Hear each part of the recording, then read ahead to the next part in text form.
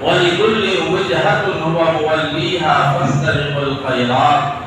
مسجد حرام کی طرف رخ کر کے نماز پڑھنے کے ساتھ ساتھ نیکیوں کی طرف بھی سبقت کرنے کی ترغیب دلائی گئی ہے تاکہ ہم اللہ کی پوری نعمتوں کے حاصل کرنے کے مستحق بن جائیں۔ رسول اللہ صلی اللہ علیہ وسلم ہم کو حکمت کی باتیں سکھانے کے لیے آئے ہیں۔ اگر ہم اللہ کو یاد کریں تو وہ ہم کو یاد کرے گا، جیسا کہ قرآن میں فَاذْكُرُونِي أَذْكُرْكُمْ۔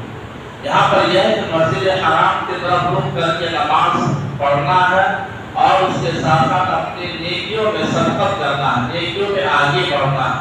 نیک کام کرنے کے لیے ہمیں ہمیشہ تیار رہنا ہے، جتنا ممکن ہو سکے ہم اپنی زندگی میں نیک اعمال کریں۔ اس لیے کہ نبی پاک صلی اللہ علیہ وسلم ہمیں اس بات کی تعلیم دی ہے، ہمیں حکمت کی تعلیم دی ہے، دانائی کی تعلیم دی ہے، اور ہم جتنا اللہ کو یاد کریں گے ہم اللہ سے اتنا قریب ہوں گے۔ جتنا ہم اللہ کو یاد کریں گے اللہ ہمیں بھی اتنا ہی یاد کرے گا۔ فَاذْكُرُونِي أَذْكُرْكُمْ، تم مجھ کو یاد کرو گے میں تمہیں یاد کروں گا۔ دوسری ہے یا ایھا الذین آمنوا استعینوا بالصبر والصلاۃ ان اللہ مع الصابرین۔ اشاعت اسلام کے فرائض کی تکمیل کے سلسلے میں آزمائش اور مصیبت میں صبر، صلاۃ یعنی نماز کے ذریعے بڑی تسکین ہوتی ہے۔ موت حیات سے بدل جاتی ہے اور اللہ تعالیٰ کا قرب اور معیت حاصل ہوتی ہے۔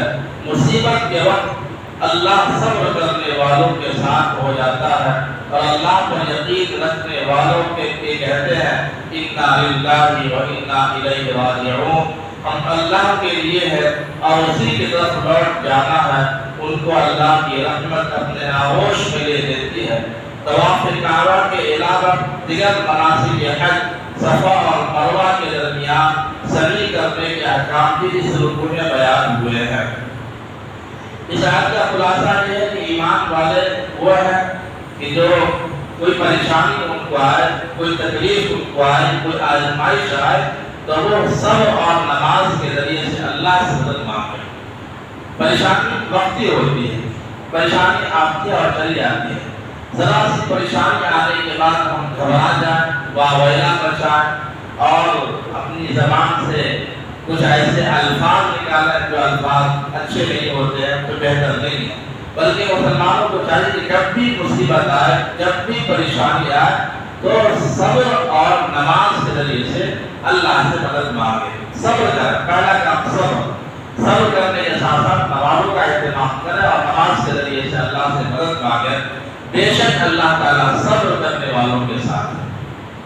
ایسی جب کسی کو کوئی پریشانی آ جائے تو اس موقع پہ کہنا چاہیے کہ اِنَّا لِلَّهِ وَإِنَّا إِلَيْهِ رَاجِعُونَ، یعنی ہم کو اللہ ہی نے بنایا ہے اور ہم کو اللہ ہی کی طرف لوٹ کر کے جانا ہے۔ کوئی بھی بات ہو جائے، عام طور پر یہ آیت کسی کے انتقال پر پڑھتے ہیں، کسی کے انتقال کی خبر ہوئی تب کہتے ہیں اِنَّا لِلَّهِ وَإِنَّا إِلَيْهِ رَاجِعُونَ، لیکن یہ ہر اس وقت پر نہیں کہا جب آپ کے ساتھ کوئی حادثہ پیش آ جائے، کوئی پریشانی پیش آ جائے، کوئی مصیبت پیش آ جائے تو اس موقع پر اِنَّا لِلَّهِ وَإِنَّا إِلَيْهِ رَاجِعُونَ۔